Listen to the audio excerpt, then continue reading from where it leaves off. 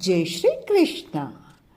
ஆருத்ரா தரிசனம் திருவாதிரை திருநாள் என்றாலே முதலில் நினைவிற்கு வருவது உலகிலேயே மிக பழமையான சிவன் கோவில் தமிழக ராமநாதபுரம் மாவட்டத்தில் உள்ள உத்திரகோச மங்கை மங்களநாதர் ஆலயமாம். மண் தோன்றிய போதே மங்கை தோன்றியது என்று சிறப்பிக்கப்படும் இவ்வாலயத்தில் ஆண்டு முழுவதும் சந்தன காப்பில் அருள் பாலிக்கும் மரகத நடராசர் காப்பு நீங்கி காட்சி தருவது இம்மார்கழி மாத ஆருத்ரா தரிசன திருவாதிரை திருநாளன்றாம். உத்திரம் என்றால் ரகசியம், கோசம் என்றால் சொல்வது.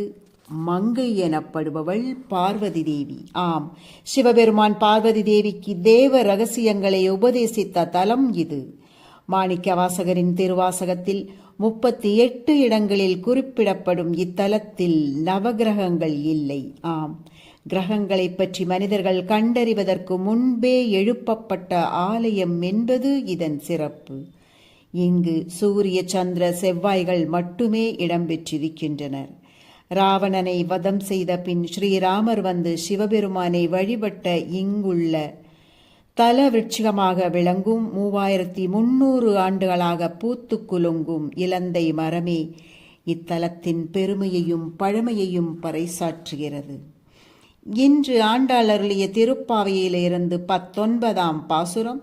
இன்று மார்கழி 19. விளக்கெரிய கோட்டுக்கால் கட்டில் மேல் மெத்தென்ற பஞ்சசயனத்தின் மேலேறி கொத்தலர் பூங்குழல் நப்பின்னை கொங்கை மேல் வைத்து கிடந்த மலர் மார்பா வாய்த்திரவாய் மைத்தடங்கண்ணினாய் நீ உன்மணாளனை எத்தனை போதும் துயிலெழ ஒட்டாய்கான் எத்தனை ஏலும் பிரிவாற்றக்கில்லாயால் தத்துவம் அன்று தகவேலோரெம்பாவா.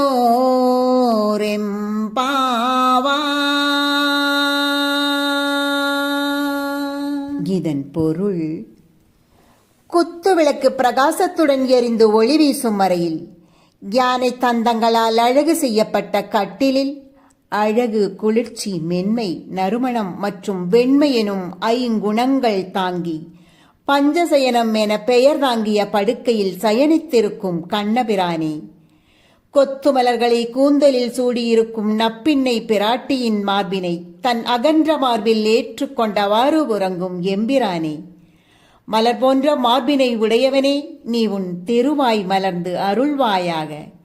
மை தீட்டிய அகன்ற கண்களை உடைய நப்பின்னை பிராட்டியே, நீ உனது கணவன் துயிலெழுந்து படுக்கையை விட்டு எழுந்து செல்ல ஒருபோதும் சம்மதிக்க மாட்டாய் போலும். அவனை இமைப்பொழுதும் பிரியாது இருக்கும் நீ எங்கள் தலைவனான கண்ணபிரானை நாங்கள் காண்பதற்கு கூட அனுமதியாமல் இருப்பது தலைவியாகிய உன் இயல்பிற்கும் தன்மைக்கும் சற்றும் பொருத்தமன்று. எனவே நீ துயிலெழுந்து பின்னர் எங்கள் கண்ணனை துயிலெழுப்பி நாங்கள் அவனை கண்டு மகிழ அருள் புரிவாயாக. நப்பின்னை பிராட்டியுடன் கண்ணபிரான் இருப்பதை அறிந்து கொண்ட ஆயர்குலச் சிறுமியர் அவர்கள் இருவரும் சயனித்திருக்கும் திருமாளிகைக்கு சென்று அவர்களை எழுப்புவதாக ஆண்டாள் பிராட்டியார் இப்பாசுரத்தை அமைத்திருக்கிறார். நாமும் தாயாருடனமர் தம்பிரானாம் எம்பெருமாளின் பாதம் பணிந்து இத்திருவாதிரை திருநாளில் வேண்டும் வரம் பெறுவோமாக. சர்வம் கிருஷ்ணார்ப்பணம்.